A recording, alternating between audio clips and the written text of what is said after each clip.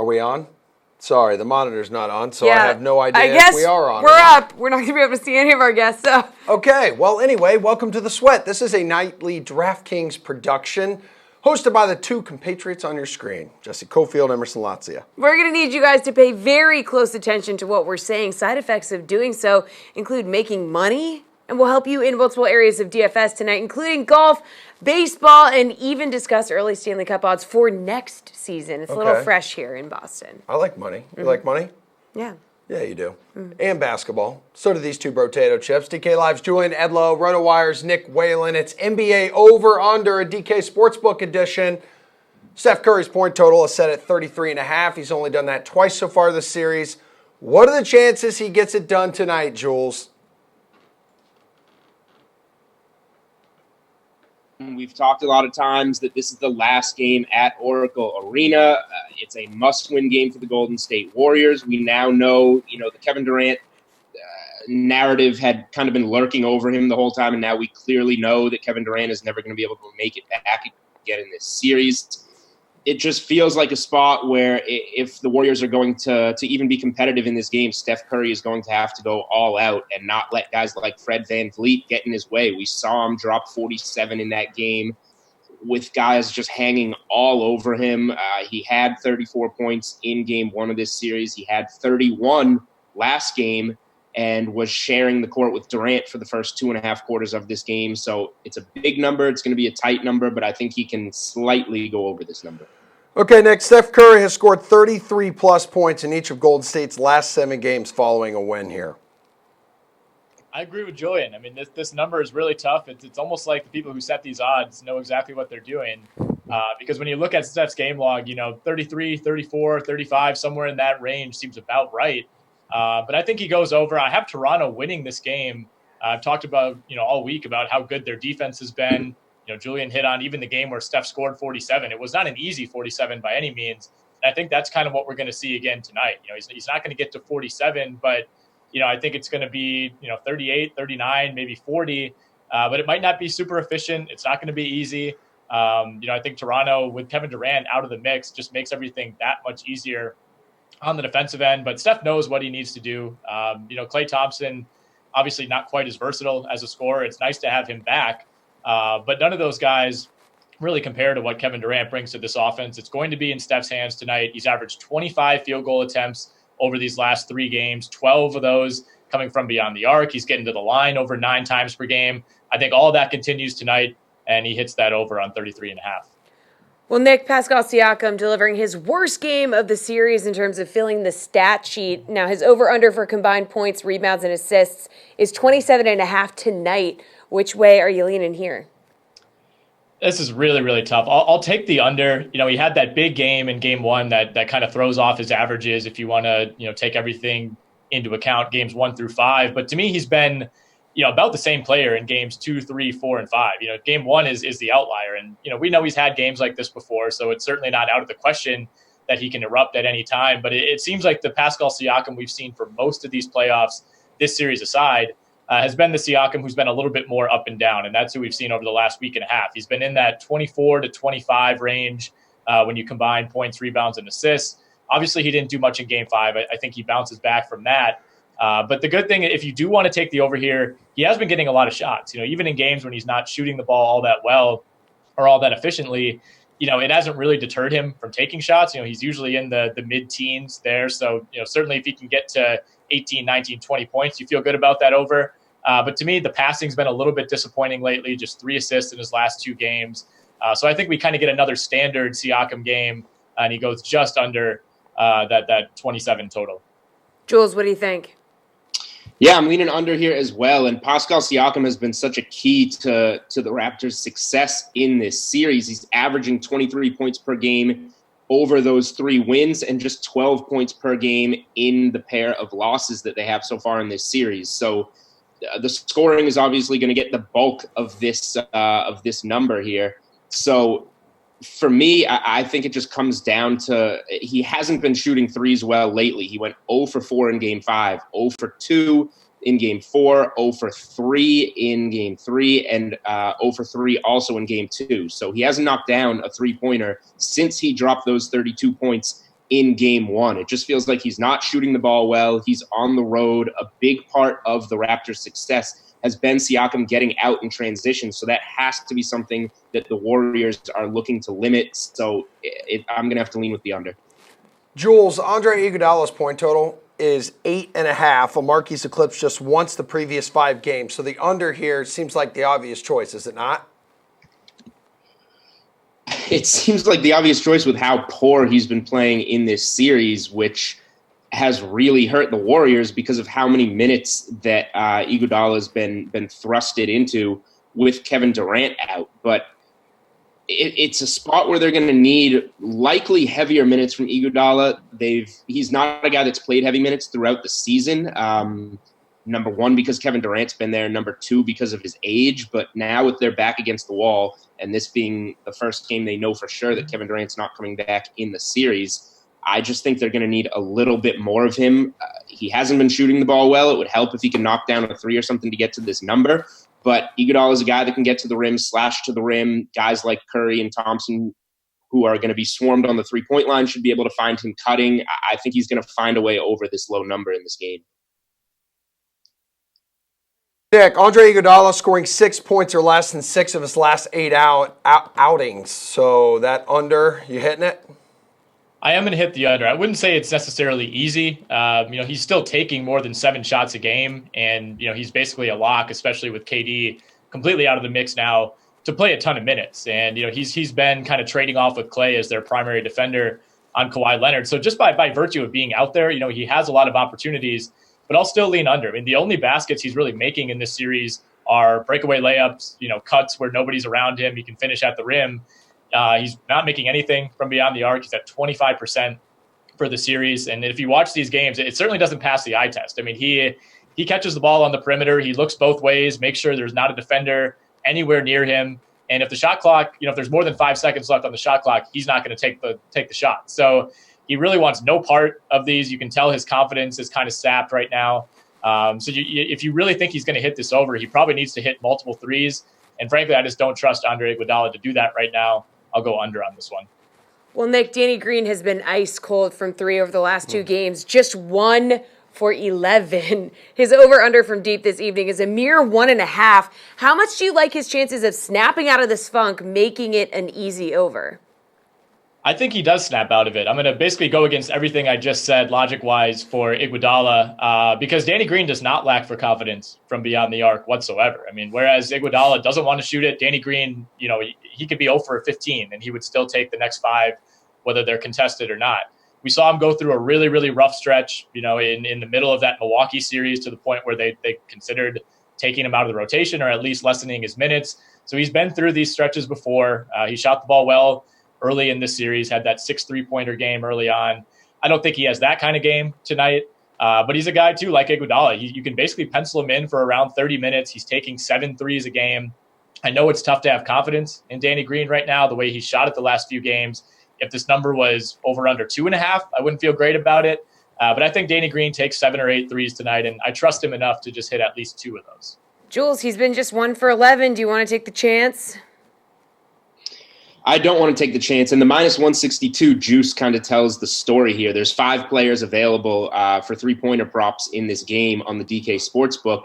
And minus 162 on the over for Danny Green is by far the most that you have to lay. The next would be Klay Thompson at minus 148 to hit over 3.5 3-pointers, which is a bet that I actually like a lot because I think Thompson's going to have to be really involved in this game. So I would prefer that Klay Thompson bet if you're looking at 3-point props, but just to go on the Danny Green answer, yes, I think he'll go over here.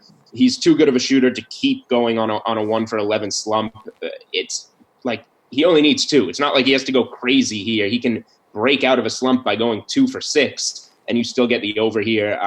You just have to lay a good amount of juice on it. All right, guys, we are going to wrap up the show with you two Showdown picks coming up at the end of the program ahead of Game 6. But for now, here's a little taste of the Panel B podcast discussing Kevin Durant's injury. Just in terms of KD and his future, everything just changed because it seemed like he was most likely going to go somewhere, was the narrative. But even if he was going to come back to Golden State, I'm assuming that he's not going to see the floor in the 19-20 season. The next time we see Kevin Durant is going to be on opening night 2020, which changes the entire NBA because he's, however you want to argue it, a top 3 player in the NBA. Whether you like LeBron, Durant, Kawhi, he's a top 3 player. And he was going to be a free agent, and that headline in New York says it all. Knicks lose Game 5. Who knows if that was actually going to happen? But the thing in the NBA about this, and the major thing is, so no Kevin Durant next season for whatever team he was going to play for. Maybe now he opts in for $31.5 million for Golden State and still never plays another game again for the Warriors because he goes wherever he was going to go in free agency the following summer now. But the trickle-down effect here is always the biggest thing, because I think Kevin Durant was probably the number 1 free agent on most teams' minds. Kawhi Leonard was a close second. Now Kawhi Leonard's the top free agent on every team's minds. Kyrie, did he want to go play with the Knicks with Durant? Well, he's sure as hell not going to go play for the Knicks all by himself, and Kawhi's probably not going to go there to be his new 1-2 punch. So now does Brooklyn look like a more attractive option? They're clearing out that room. Does he consider staying in Boston if Boston wants to pull off that Anthony Davis trade now, even though Rich Paul has been so vocal about it being a 1-year thing if Anthony Davis were to get traded here? The trickle-down effect, and you can just keep going with more and more players, the trickle-down effect of Durant getting hurt affects next season in the NBA. The next 5 years of NBA history just changed. And I honestly, we kind of mentioned it too, the biggest loser here has to be the Knicks. Really, when you think about it, they could end up being the biggest losers because not only are they potentially probably going to miss out on Durant now, but they're probably going to miss out on Irving because Irving's not going to go there solo. So, for a team that wasn't even involved, and they could end up being the biggest losers out of the whole thing. It's just kind of crazy. Let's talk money, people, specifically baseball salaries for tonight's 9-game baseball slate. So here to do just that is DK Live's Julian Edlow and RotoWire's Tim Heaney. Hey, guys. Hey, how you doing? Doing wonderful, thank you. So splurge or save with us, gentlemen. Choose between a super expensive player at the following positions or a cheap option to save you some cash. Ooh. Matthew Boyd, the most expensive pitcher tonight, 10-7 in a favorable matchup against El Royales. But if you need to save some money here, you could take the man in the other dugout. That's Homer Bailey, $5,500 cheaper. Whoa. Jules, who is your guy? Yes, so originally I was all set to go with Homer Bailey here. He had a 16 DK point game against Detroit earlier this season, and he averages almost twice as many DK points as he at home versus on the road. But then I realized that this game is not being played at the unfortunately named Kauffman Stadium. It's going to be played in Omaha, Nebraska. So we're in a completely different ballpark. So that switched me on to Matt Boyd, even at 10-7. His numbers are just so much better. You look at his game log. He hasn't gotten below 20 DK points in either of his last 4 starts. He also mowed down the Royals earlier this year with 29.6 DK points. And then you look at his road numbers, he's even better on the road, about 4 DK points better. So I think Boyd is the much safer option and worth the cash here, whereas Bailey's a lot more of an unknown. Okay, Tim, so how much of an edge does Boyd have over the other options on this slate, despite them having more name recognition here? I think the market's finally kind of caught up to Boyd a little bit. It kind of was a little bit hesitant to kind of put him into that top tier over the first month or so, but Boyd has proven that the skills are real. He's kind of adjusted to the juice ball era pretty well this season. That fly ball approach, the fastball slider combo. He belongs in that group. Now, it would have to be the GPPest of GPPs for me to consider Homer Bailey in most setups here. I believe in what Boyd's done with his skills. I think the strikeouts are great. The Royals actually are the worst rated offense against the slider this year so far. So that definitely puts that favor in Boyd for me as well. So while, maybe I would kind of nitpick a little bit those top couple of guys not really being that much different from each other, I think the justification for Boyd is definitely there. Well, Cody Bellinger is the most expensive player at first base tonight, $5,300 against the Cubs. Or you could save $1,000 and go with Eric Hosmer, who's at hitter-friendly Coors Field. Tim, do you want to pay up for Bellinger or save $1,000 with Hosmer? I'm not going to laugh at anyone who pays up for Bellinger. The year he's had has just been remarkable. His growth against lefties as a part of that has been a big deal. And, that's kind of why John Lester, for as good as he's been, it's not that much of a stretch to consider that matchup being well because Bellinger's not just a platoon guy anymore, of course. But you know what? The perfect storm of things align for bargains sometimes. And Eric Hosmer, on the road versus a righty, he has monster numbers against them this year. Versus righties on the road, 362, 384, 585 with 6 homers and a 404 WOBA in that split. So with him being a lot cheaper like that tonight, the stars are going to align for me to kind of I'm going to pay down a little bit for the Padre being in Coors Field. Julian, you want to save with Hosmer because he's in a good spot here? Yeah, save $1,000 to go to Coors Field is generally all you have to hear. But when you dive into the numbers a little bit further, you notice that it's an even better spot.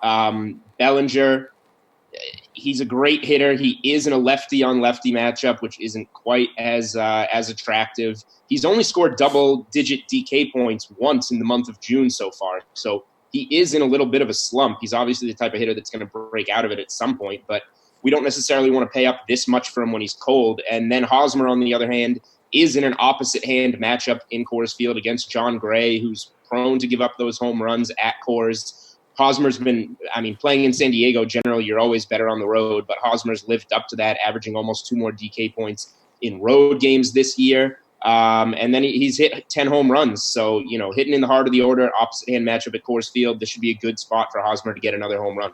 Hey, Jules, Trevor Story is the most expensive shortstop on the slate, $5,700. But if that's too much salary for you to roster, Didi Gregorius, 4.3. So who do you prefer out of these two considering their matchups and salaries?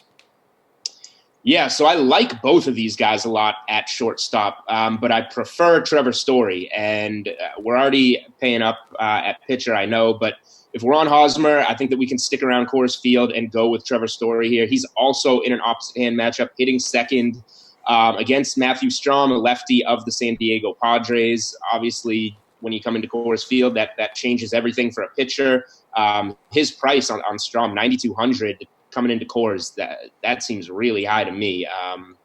So I don't think he's going to perform as well as his salary. But if you do need to save, I do like this spot for Gregorius. He is hitting fifth for the Yankees in an opposite-hand matchup against Ivan Nova, who stinks. So you can't really go wrong with either spot here. If you have the money for Story, I would take him. If you don't, Gregorius is in a completely fine spot to roster. Tim, Jules believes you can't go wrong with these two. What do you think? Yeah, it's about a 60-40 split for Didi for me here. Story against lefties usually is an automatic play.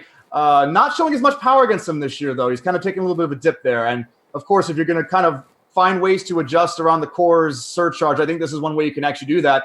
Didi hit 22 home runs against right-handed pitching last year. Ivan Nova throws it over the plate too much, doesn't strike out as many guys. Guaranteed rate field, great hitter's park this year. Yeah, I'm going to save that little bit of money there with Didi. Well, Hunter Pence is one of the top outfielders tonight, 5,100 against the Red Sox. Or you could jump down to Cesar Puello, who's 4,100 against the Rays. Tim, do you want to pay up for Pence or save with Puello? I find it hard to kind of keep chasing Pence at this price all the time. I know the skills are there, the lefty numbers versus lefties are there. He's been crushing them. He has 6 home runs against him this year. But I think I'm going to take the discount on Puello this one because Ryan Yarbrough starting this game, usually better as a primary pitcher, as a follower, bulk reliever, whatever you want to call him. I think he's going to get exposed the more he pitches tonight a couple times through that order. I think Puello batting 5th is actually a bit of a good discount there as well. Jules, what do you want to do? Yeah, I'll play the other side here and pay up for Hunter Pence. $5,100. He's hitting 4th. He's going up against David Price, who's been solid for the Red Sox lately, but we know can give up home runs at Fenway Park. What I like about Pence, he's hitting 283 with 14 homers already this season. You go through his game log, he has some really high upside, 26 DK points at Fenway just a couple of days ago. And then what I really like here, which was really unexpected for me. First of all, he's averaging 13.3 DK points in 3 games against Boston this season, which is nice, but that's a small sample size. I was expecting him, like the Rangers, such a good offense at home, to have much better numbers at home. He's only averaging 7.7 DK points at home and 12 DK points on the road this season. 9 of those 14 home runs are on the road. 11 of his 12 doubles have come on the road. And he's homered off David Price this season, I believe. So I think this is a spot that Pence can come through. Slate approved pick time. Who's your lock for tonight's DFS slate, Julian? Yeah, I'm gonna stick with Matthew Boyd here. I don't think it's a very good pitching slate. I think a lot of eyes are going to be on Jacob deGrom going at home for the Mets, and he just hasn't. The Mets have lost 9 of the last 11 games he's pitched. So I'll pivot off to the guy that nobody wants to talk about, that people think are overpriced, in Matthew Boyd. Timbo, who's your lock of the night? I'll stick with Didi. The matchup against Nova, I think, is going to clear the fences tonight. All right, excellent DFS work, gentlemen. We will have you back later on in the show to talk betting odds. All right, but we've got our Gabby golf gurus coming your way next. What's going on? I'm Tyrell Nazak, and with your DraftKings Fantasy Flash. The San Diego Padres demoted rookie right-hander Chris Paddack to the minors. This comes as a shock to Padres fans, considering he's been the team's de facto ace this season. Paddack posted a 3.15 ERA with 72 strikeouts and 13 walks in his first 65 2/3 innings as a major leaguer. So, the move is certainly not performance-based, but a way to manage the 23-year-old's innings. After a strong start to the season, the talented right-hander has struggled as of late, almost doubling his ERA from 1.55 to 3.15 over his last 25 innings. We'll see how long Paddack is in the minors. He can stay down there up to 20 days before it affects his service time. The team is just giving him a chance to rest, and he should return in the next 2 or 3 weeks. Fantasy owners hope the rest will do him some good. Golf's third major of the season is underway out west at Pebble Beach, and here to give their scorching hot takes about the U.S. Open, as well as who to roster for tomorrow's Showdown contest on DraftKings, we have Jeff Ulrich, we have Reed Terrence Fowler. We are going to start with Reed. Yeah, so friends, a.k.a. Reed, Dustin Johnson is the most expensive player for this contest at 10-5. Are you willing to pay that for him, Reed? Yeah, I am. If you watched a little bit of what Dustin was doing, he was one of those feature groups that if you're watching the U.S. Open app, you got a chance to see him on every single hole, is that he was not playing like he wasn't playing well. He wasn't playing well at all up to our standards of what we've seen Dustin do. And I'm willing to pay up because he wasn't making any putts. This guy's close to being number 1 over the last 50 rounds on POA in terms of strokes gained putting, which is fantastic when you marry that with his length and his touch around the greens and his wedge play. Everything sets up here. He loves Pebble. This is the first time he's been outside the top 6, sans that 2017 missed cut at Erin Hills at a U.S. Open for the last 4 or 5 years. So I believe in this guy. I mean, like I mentioned, he's still in it. He's still willing, or he's not willing. He's still able to get into the mix here. Maybe it was a bad draw. Maybe for whatever reason, he just didn't have a good feel. I like it. And if people just see that even score by his name and just go down because he's the most expensive guy, then more power to it if it's less than 15% ownership. Jeffrey, what do you think about DJ? Yeah, okay, 2 things. What is on your shirt, Emerson? This is Arnold Palmer. I thought it was. Okay, Here. I like it. Isn't this a nice shirt? Wow. Finally, a good wardrobe choice. Yeah. I mean, Thank you. My wife hates Finally. it, which means it's a good wardrobe choice. Oh, God. all right. Anyways, we got that settled. Look, Brooks Koepka is 4 under through 6 holes. Yeah. So, I mean, I think the tournament's pretty much over already. He probably already won. But, look, I don't really like paying up for Dustin in DFS tomorrow. There's multiple reasons why. One is, I mean, he's got to be a little bit depressed at this point by seeing Brooks Koepka just completely dominate every major championship. The other thing is he was like 90th in greens hit. And I mean, Reed brings up his putting, but it's not even the putting that held him back today. He just wasn't hitting the ball well. And I don't really like playing DJ when he starts slow. Yeah, he can obviously get it back here. But, you know, if someone puts up a low round like Brooks, it is going to be a little bit demoralizing. And I don't know. He's so expensive. I'd just rather not take the chance. I'd rather pay down for more value. Okay, well, you have Scott Piercy, had a great first round, 4 under, only 7,200 for tomorrow. Think he can hang on, Jeff, or is that a big fat no? I mean, it's the guy who missed the cut last week at the Canadian Open. Yeah, I mean, Scott Piercy's been good most of the year. I mean, he did top one of the just really solid ball striking like throughout the season. So this doesn't shock me. Pebble's a more technical track. I think it suits him more than some of these longer U.S. Open venues that we've seen in the past.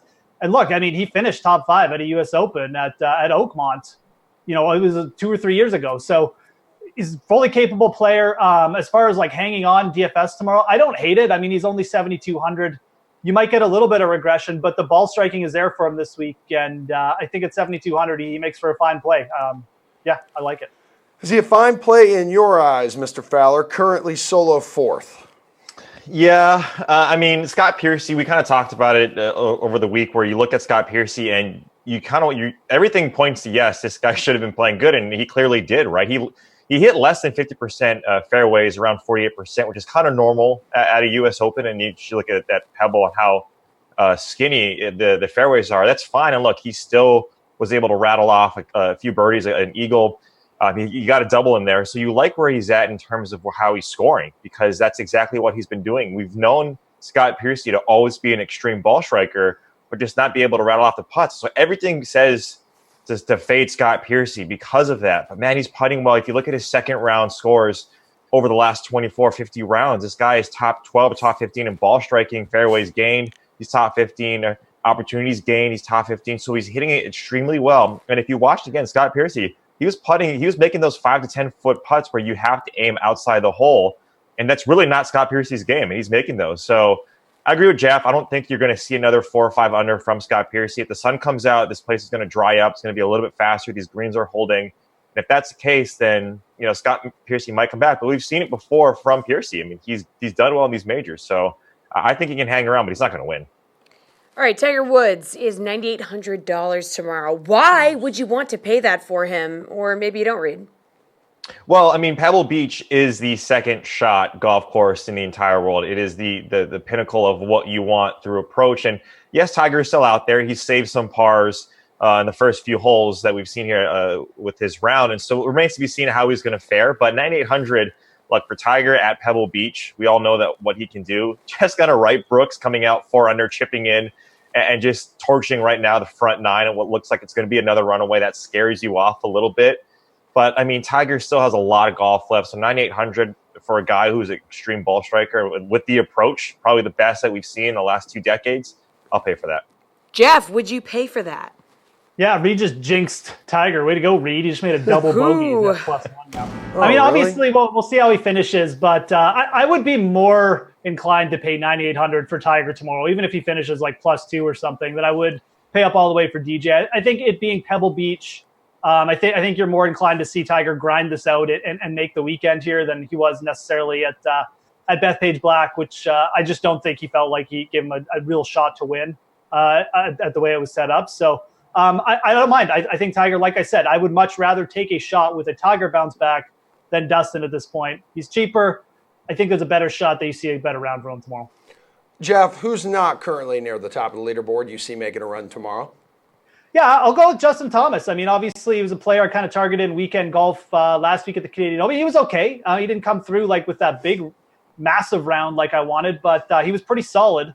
And he came in solid tee to green. He was okay this week, the first round as far as ball striking. He just made a few too many bogeys, missed a few too many putts. I think that he's still playing really well, and he's the type of player who he makes a lot of cuts, and he tends to follow bad rounds up with good ones when he's playing well, and he is in pretty good form right now. So I really like taking a shot with him tomorrow for a bounce back, because he's the type of player when he's in this form, he'll grind it out for you and get to the weekend. So Justin Thomas for me. All right, he's 9,300, shot a 2 over 73 in the first round. Reed, who do you like not near the top currently? Yeah, Jeff mentioned the Gruden grinders at the U.S. Open. I think Tyrrell Hatton is one of these guys that, I mean, he was right there, and then he finished his round with 3 straight bogeys. And, he was playing well. He was a guy that we all targeted, that we liked coming into this. When you like these U.S. Open tracks, we didn't think it was going to be this high of scores, right? The average scoring is around 71 at the U.S. Open. I mean, you have 3 guys that shot 66 at the top, and I really don't like that Louis Oosthuizen is one of them, Jeff's boy. But I mean, if you look at what Tyrrell Hatton has been able to do, man, he's making those birdies, he's keeping in the fairway, and he was 3rd in strokes gained approach after today's round, and that's fantastic for a guy who we know that can play in these big rounds. We saw it at WGC Mexico, we've seen it in majors before. So I like Tyrrell Hatton. Hideki Matsuyama is another one that I like. The ball striking is still there. He putted well today. If you saw it, we know that he likes pull services. So Hideki would be another one. Yeah, and Hatton only $7,200, manageable, yeah, man, for sure. Okay, but on the flip side of that, who's currently near the top that you think will fall off and should not be rostered tomorrow, Reed? I mean, selfishly, I want Bryson DeChambeau to fall, just have a meteoric fall from the top there. He was playing pretty well. He got a couple of bogeys, a couple of raw deals there. Kevin Na is a guy that I hope he doesn't, because I have him on a couple of rosters, but it looks like it's switched a little bit where his putting is not usually where it's been over the past. So Kevin Na is someone that I'm keeping my eye on that I just don't have a good pulse on right now. Jeff, what do you think? Oh, I'm gonna switch roles here. I'm gonna play the villain. Ooh. I think Louis is in for a bit of regression tomorrow. I mean, if you followed his round, he chipped in on the 18th for birdie from the thick rough. He holed out for eagle, and he probably sunk like at least 4 putts from 8+ feet for par. So a bit of a lucky round for him. He's not playing that bad. I don't think you're going to see another 5 under round. I think he's probably due for a little bit of regression. Even if he strikes the ball better, he could come out and shoot even or -1. So I'll throw out Oosthuizen maybe just for a bit of a reverse hedge. I don't know, but that was the main guy I kind of had my eye on. I mean, there's a couple of names at the top, like Victor Hovland, the amateur. I don't know. I mean, sometimes these guys come out hot, and I wouldn't play him on weekend golf, that's for sure. But yeah, Louis was kind of the main one who's finished for me. Name dropping an amateur? Wow, interesting. All right, lovely to see you two again. We've got to stop talking now because Adam Kaufman has something to say to Celtics beat writer Ryan Robb. Well, Bruins lost the Stanley Cup final. Celtics might be on the verge of losing Kyrie Irving. You tack on the Red Sox mediocre play, and everyone's feeling just great in Boston right now. I'm with Boston Sports Journal's C's beat writer Ryan Robb. B-Rob, it was a busy Wednesday for Kyrie Irving's camp. I mean, he opted out of his Boston deal. That was expected. Doesn't mean that he won't re-sign. It was just, I mean, that's dollars and cents. But there does continue to be the speculation that he wants to go to New York, be it the Knicks or the Nets, even as the Celtics do try to convince him to stay. So as you look at it right now, who do you think the leader is in the clubhouse? I would still put the leader in the clubhouse as Brooklyn, just based on the rumblings surrounding Irving over the past, few weeks now. And then the change to Rock Nation as his representation, which is based in Brooklyn and has, I think ties to, I want to say their CEO is related to someone like one of the Nets CEOs. So things like that, you put the pieces together there, and probably not a great sign as far as the Celtics' chances of keeping him. But with that said, a lot has changed on that front still in the last week with Kevin Durant's injury. I feel like there's a lot up in the air with his future, and that's, I think, the first domino to truly fall here is where, what Durant wants to do with his future, and then from there, I think we'll get a better clue on where, Kyrie is headed, especially if Durant stays in Golden State, that might, change things on the Kyrie front potentially.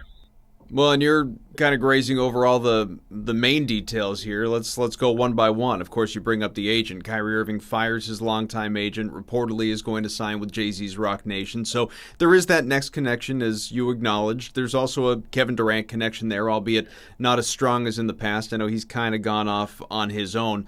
Does this change really, though, impact Irving's free agency? Like we've heard Adrian Wojnarowski of ESPN say, Kyrie knows what he wants. It doesn't really matter who he's represented by. He's going to do what it is that he wants to do. Do you think this does make Brooklyn that much more of a favorite versus if he had just stayed with Wexler there?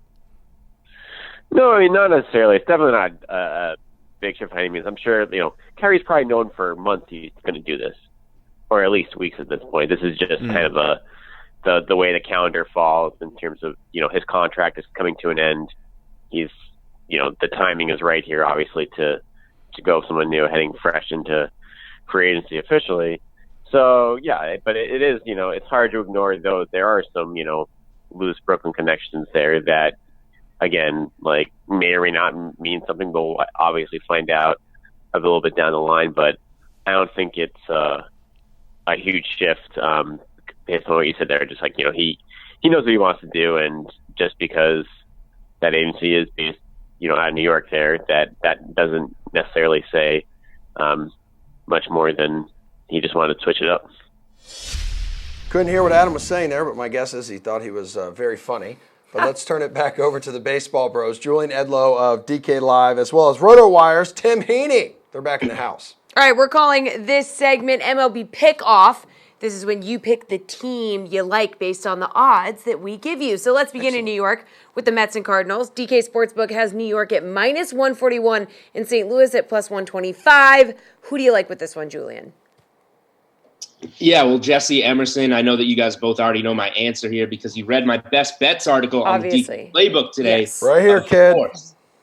But I'm going with the St. Louis Cardinals here as underdogs, and it's all because of Jacob deGrom. He just hasn't pitched at the elite Cy Young level that he pitched at last year. In fact, he's been pretty much an average pitcher this season with a 3.45 ERA. His ERA is even worse at home, a 3.97 at Citi Field where this game will be played. So when deGrom isn't being a Cy Young type pitcher, he has a below average offense behind him and one of the worst bullpens in baseball. So the Cardinals aren't anything special. Jack Flaherty isn't anything special, but they're solid. They're probably have a little bit better of a lineup and a significantly better bullpen to lean on. So I mentioned it earlier.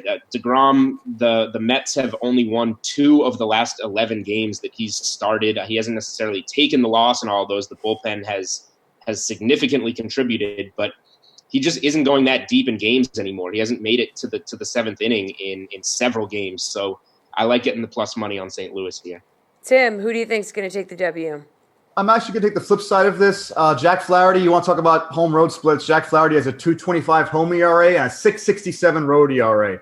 I'd be a little bit more worried about the Cardinals if they had a lot of lefty bats. I think lefty hitters have given deGrom a few more problems this year with that. Cardinals also 277 WOBA over the past 14 days. That's tied for last in the league. 13-20 on the road. The Mets are 19-11 at home. I'm taking the Mets. All right, as for the other New York team, I didn't see anything Yankee-specific in your article, Jules. I know they're part of your favorite parlay of the day, but the Yankees, big-time road favorites. Everyone cares, guys.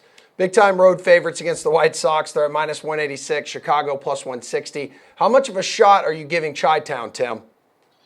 It's a pretty close one. I think the line's about right here, but, keep going against Ivan Nova, but just keep saying that. Jay Happ had his demons at Yankee Stadium. Also less dangerous on the road there. I think they're at 3.60 ERA. So, yeah, I think the Yankees' familiarity with Nova from when he was with that club, it's going to kind of bite him this time, and I'm going to go with the Yankees here. All right, Jules, what side are you on? Yeah, really, really tough to take the White Sox. They do have a decent bullpen, I guess, and the Yankees, although they have one of the best bullpens in baseball, it hasn't been good as of the last week or so. So this is a spot where I don't know if I want to take this money line that looks like it's trending towards -200. If I want to make a play here, I would toss that money line in a parlay that you feel really confident in. Or you can play the run line here. You can go -1.5 runs at -122 if you feel confident that the Yankees are going to get to Ivan Nova early. J.A. Happ's pretty solid starter, should be able to go deep enough against the White Sox. If you want to just isolate starting pitching here, also look at just betting the first 5 innings. So I think there's a lot of ways you can bet this game without necessarily having to eat that 190 money line straight up. Guys, just got a DK Live alert. The start of tonight's game between the Blue Jays and Orioles will be delayed due to rain. Just a heads up there. So, yep. Thank you, guys. Yep. Just a heads up for you guys. Now the Red Sox are big favorites over the Rangers following that thrilling walk-off last night. So you can get -235 for Boston or +200 on Texas. Where do you stand on this one, Julian? Yeah, so for me, this is probably going to be Texas or nothing. The Rangers have won 2 of these 3 games so far at Fenway Park, and the game that the Red Sox did win was on a literal walk-off, which was not all that thrilling. So for me, you're getting really big money here on the Rangers at what are they at? They're at +205 live right now. You can't take the Red Sox, who are losing this series, who are kind of coming undone a little bit in the division, at -240, even if it's a big starting pitching advantage. Adrian Sampson has not been all that bad this season, and the Rangers are a good team. So for me, I'm either going after that heavy money line on the Rangers +205 right now, or leaving this one alone. Tim, where are you going on this one? Yeah, I'm with Julian here. I think you got to kind of go with the Rangers side of this thing. Price 108 ERA at home. That's kind of where you can really have some confidence in Boston. But other than that, the bullpen's been a mess. basically throughout the whole year. The bottom of that lineup with Bradley, slumping Chavis, and Hernandez looks pretty weak tonight. Sampson kind of had some success as a follower recently. They're going to have him start this one, so maybe there's a little bit risk there. But yeah, the minus 235 for Boston is just a little too bloated for me. Hey, the Nationals are slight home dogs hosting the Diamondbacks. They're at plus 105. The Dudes out in the desert, minus 120. Which bet you taking, Tim? The very close aspect of these two teams has me thinking I would want to go with Arizona. They've had some success on the road, 22-17. They have Greinke going tonight, so workhorse pitcher, great for call strikes and stuff like that. But the Nationals have kind of found a little bit of a spark with Trey Turner back in the lineup. They're a top 10 WOBA team in the last 14 days, I believe. I'm going to go with the Nationals in this one. It's I don't think it's going to be a really big payoff either way with either line, but yeah, I'm going to kind of ride the other direction from what we've known of Washington. Like they're improving a bit, and I'm going to try to catch on with that. All right, Julian, Nationals or Diamondbacks? Yeah, so I'll admit the Nationals have come around a little bit offensively, and their dead-ranked last bullpen has, climbed up in the last 10 days or so, pitching really well, and they're still ranked dead last in baseball, which speaks to how bad they were to start with. But I can't go against the Diamondbacks here. They have the starting pitcher advantage. Greinke's 7-2 with a 2.87 ERA. You look at a guy like Eric Fetty, who does have a 2.93 ERA on the season, but he has a 5.33 ERA for his career, and he hasn't pitched many innings. So it feels like some regression is due for him. He's only started 4 of his 9 appearances this season, so he's not used to starting. He's never gone deeper than 6 innings in a game. The Nats are 3-3 in the last 6 games he's pitched, but they've all been against bottom-of-the-barrel offenses, all ranking in the bottom 12 of baseball. So I think the Diamondbacks have an offensive advantage. They're averaging almost 6 runs per game on the road this season, going against Eric Fetty, not a real proven starter, a bullpen that when it's at its worst is the worst in baseball. So give me Zach Greinke here. All right, you two have a fantastic evening. Back by popular demand is Jeff Ulrich, this time looking ahead to next season's Stanley Cup odds. Hey, I'm Tara Lenazak, and with your DraftKings Fantasy Flash, the St. Louis Blues won their first Stanley Cup in franchise history after beating the Boston Bruins 4-1 in Game 7. It was the perfect ending to a storybook season for St. Louis. In January, the Blues were in last place and had 70-1 odds of being where they are today. Now, with the 2018-2019 season over, we can now look ahead to next year's Stanley Cup odds, thanks to our friends at the DK Sportsbook. The Tampa Bay Lightning, unsurprisingly, have the best odds to win it all at plus 700. They were the best team wire to wire in the regular season, leading the league with 128 points. They were Cup favorites heading into this year's postseason until being upset by Columbus in round 1. Behind them are the Vegas Golden Knights at plus 1,000, and then this year's runner-up, the Boston Bruins, at plus 1,100. As for this year's champs, the Blues will begin their title defense tied for the 5th best odds at plus 1,500. If you want to get in on the next Stanley Cup champion to go from worst to first, maybe consider the Ottawa Senators, who have the longest odds of any team at plus 12,500. But then again, maybe not. It's a gray, gloomy, not-so-glorious day here in Boston, the kind of weather you'd expect after losing at Game 7 on your home ice. But to cheer all of you up, there's no better person to talk to than this Canadian curmudgeon, Jeff Ulrich.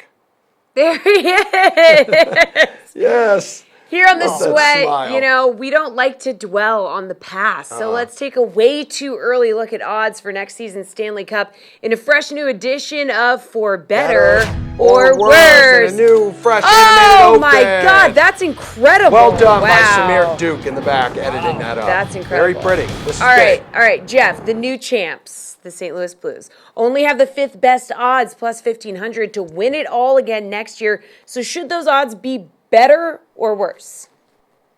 Yeah, I mean, I think they should be about right. I mean, it's probably a little bit disrespectful. Maybe they should be a little bit worse, as in like a little bit lower in the odds. I mean, the Blues just won the Stanley Cup, and everyone was kind of complaining about their bottom 6 and how thin it was. But, I mean, these guys have a very young core. I mean, Tarasenko, Schwartz, like up front, there's nothing changing here. They still have Peter Angelo on the back. They still have a very young blue line as well, and they have 2 pretty young goalies. So, I think they should actually be a bit lower in the odds. I think that they're not bad value. Obviously, it's a pretty big parity league right now. It's not something where you see a ton of teams repeating, but for my money right now, I would probably pick them in the Western Conference again. Now, there's some teams that could rebound, and it's certainly going to be contested, but I don't think these odds are bad for them at all. I think they could actually be a little bit lower, and I think they're actually being a tad bit disrespected considering they just won the Stanley Cup. So that's my opinion.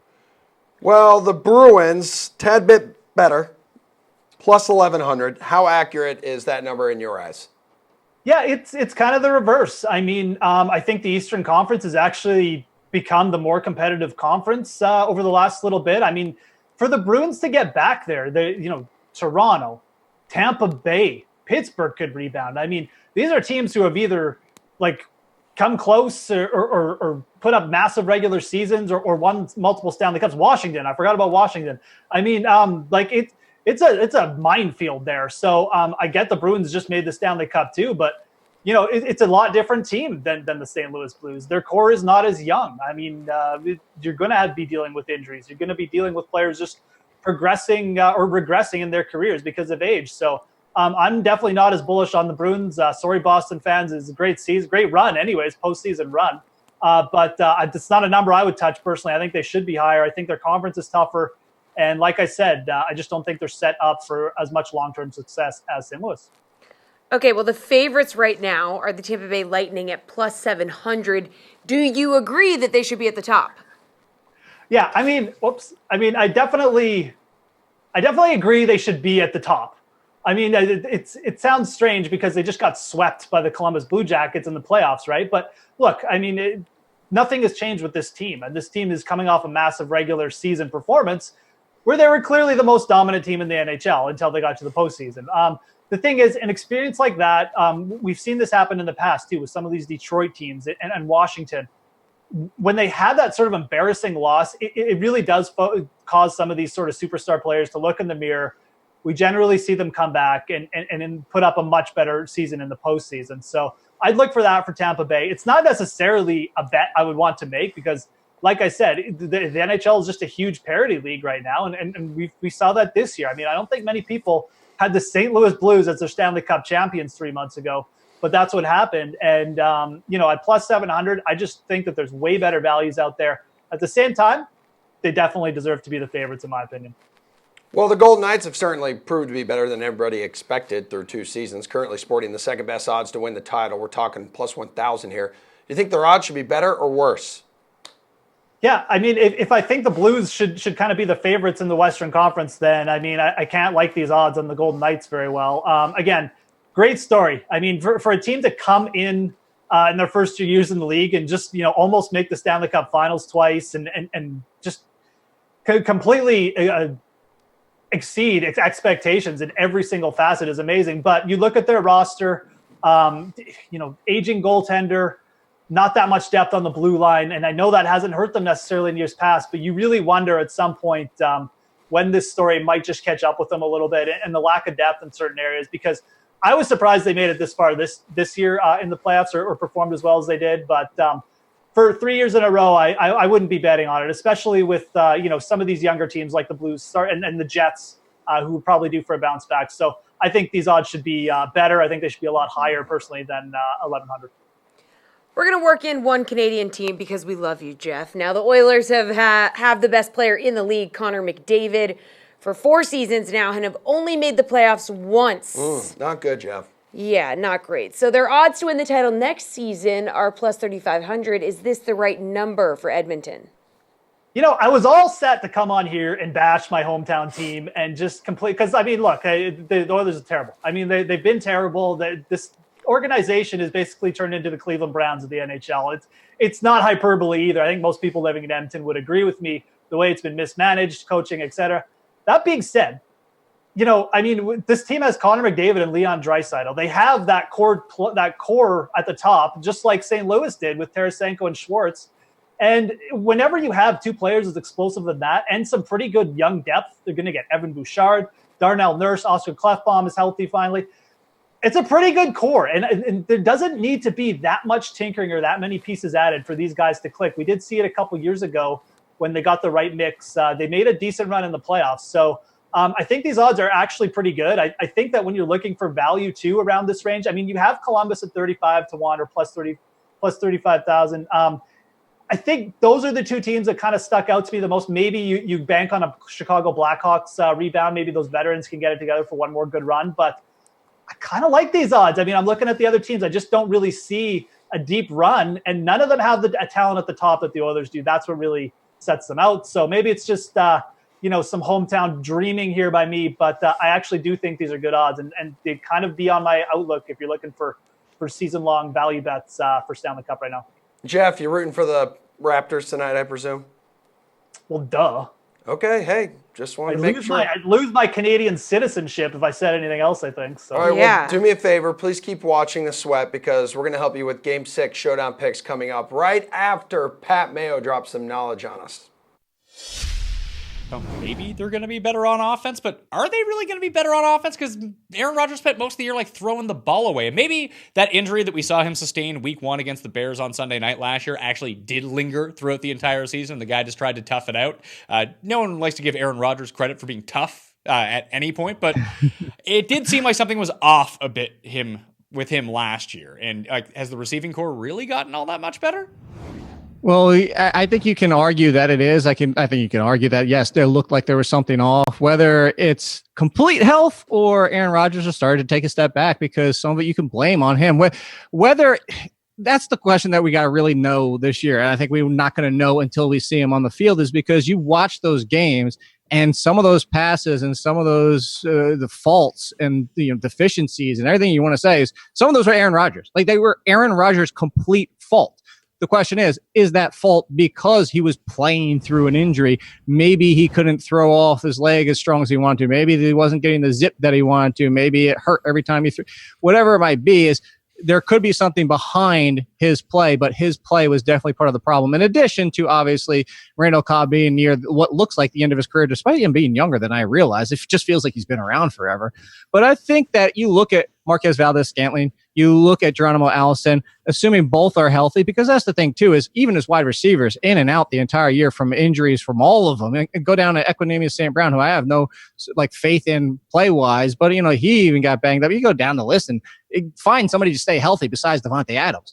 So I think if you look at health and assume that Valdes-Scantling and Geronimo Allison do play better this year, Aaron Rodgers is healthy. This was the number 1 pass percentage offense in the league, barely ahead of the Pittsburgh Steelers, which is surprising. And they were top 6 in 3 wide, even with all those issues last year, even with Jimmy Graham in the mix. So I look at it and say, we just need health for this team, which I know I just talked about Deshaun Watson as a question, but that's why Aaron Rodgers I would put 4th behind the other one, because you're also concerned that he doesn't have the rushing upside of Deshaun Watson, and he doesn't have the health now that Andrew Luck is further removed from his situation.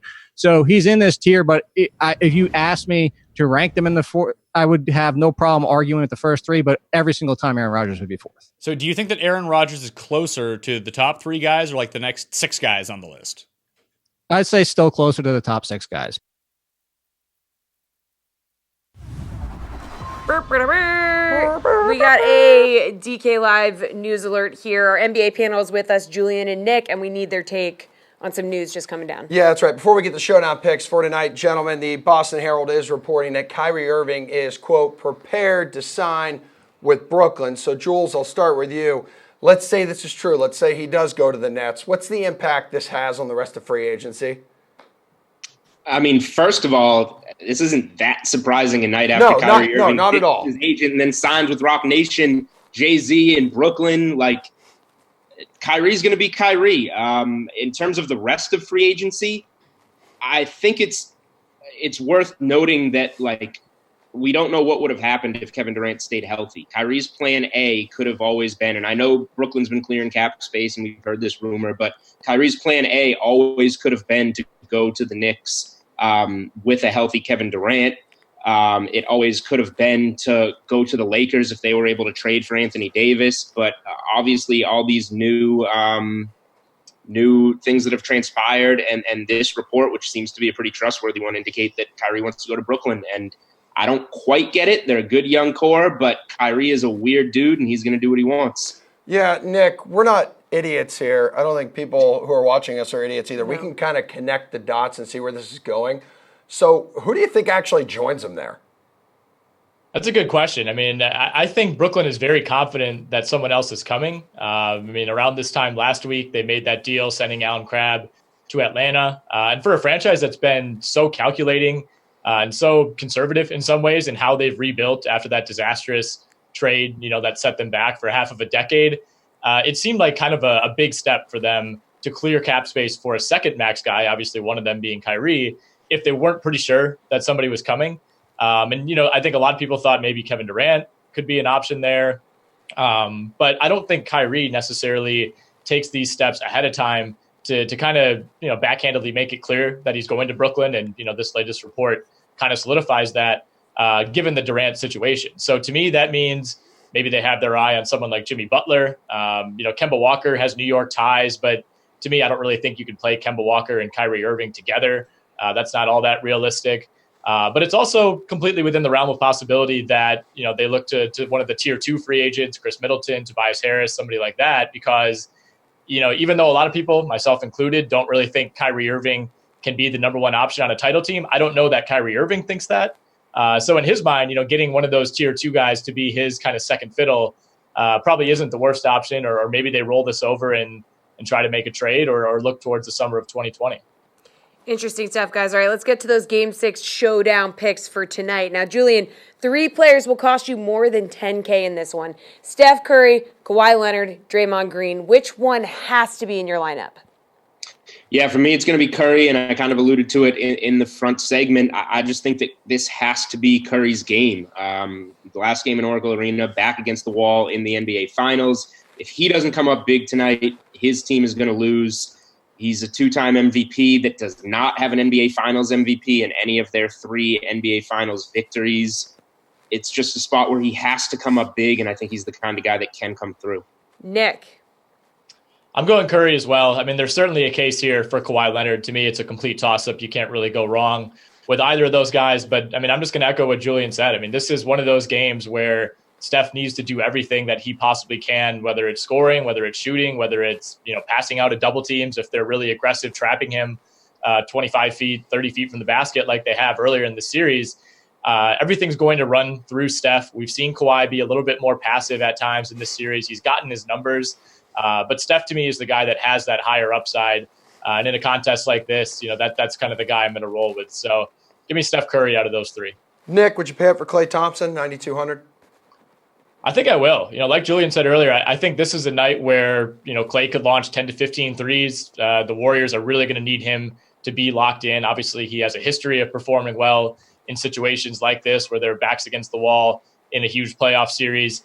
The downside with Klay is that he doesn't always give you too much in the non-scoring categories, but he did have 6 boards and 4 assists in Game 5. So if he can replicate that, I think he's an excellent option tonight. Jules, what do you do with KT? Yeah, I mean, I don't even think it's going out on a limb to say that he's going to shoot a ton of threes. He was 6 for 10 in Game 4 and 7 for 13 in Game 5. So, he's going to launch threes. But as Nick mentioned, he doesn't do quite as much else for you. Steph Curry is the guy I think you have to have in your lineup, but behind him, it's Kawhi Leonard. So if you want to stack those 2 guys, it makes it really tough to get another guy in there. You might be able to squeeze it with Klay with some of the value on this slate. So the answer is yes, I'm interested in Klay. I'm just not definitely playing him because I definitely want Curry and Kawhi in my lineup. Jules, how are you approaching the captain spot tonight? I would love to captain Curry and go from there. I just think he's going to be the highest scorer on the slate, and when you can captain that player, why not? Nick. My strategy all along, throughout this series has been to go big with that captain spot. I'm going to be rolling with either Curry or Kawhi. I think the peripheral options in the series just aren't that appealing. So even though if you're spending up at captain, you can still build a really solid lineup of secondary guys. Maybe you have to sacrifice a little bit in that final spot, but I think the upside that you get with Steph or Kawhi, and especially Steph, like I said earlier, is worth it in these single game contests. Guys, we have a little more than a minute left. Just tell me very quickly, who do you look for value, Jules? Well, I think that DeMarcus Cousins is unplayable at times, and it would be kind of risky for the Warriors to go to him. And Kevon Looney is beat up, although he's probable. Who knows if he could leave again? I think this is a spot that the Warriors might have to go old school and lean on Andrew Bogut. He hasn't played much recently. He's looked good at times when he's been in there. He can rebound. He can shot block. He finishes those alley-oops from Steph and Draymond around the rim. It's going out on a limb. It's not safe, but I think Golden State might have to trust Bogut in this game. All right, we're going to go straight to slate-approved pick. Nick, how about you start us off on this one, please? Steph and Kawhi are the obvious ones. You need one of those guys, but I'll go with Klay. I mean, he's hit big shots in big spots. That's what he does in these series. I think Toronto wins the game tonight. I don't think Golden State's going down without a fight. I expect 12 to 15 at minimum 3-point attempts from Klay Thompson. Jules. Yeah, you got to go Real Steph. quick. Too easy. Excellent, guys. Appreciate it. Everyone enjoy Game 6 tonight. Thanks for watching.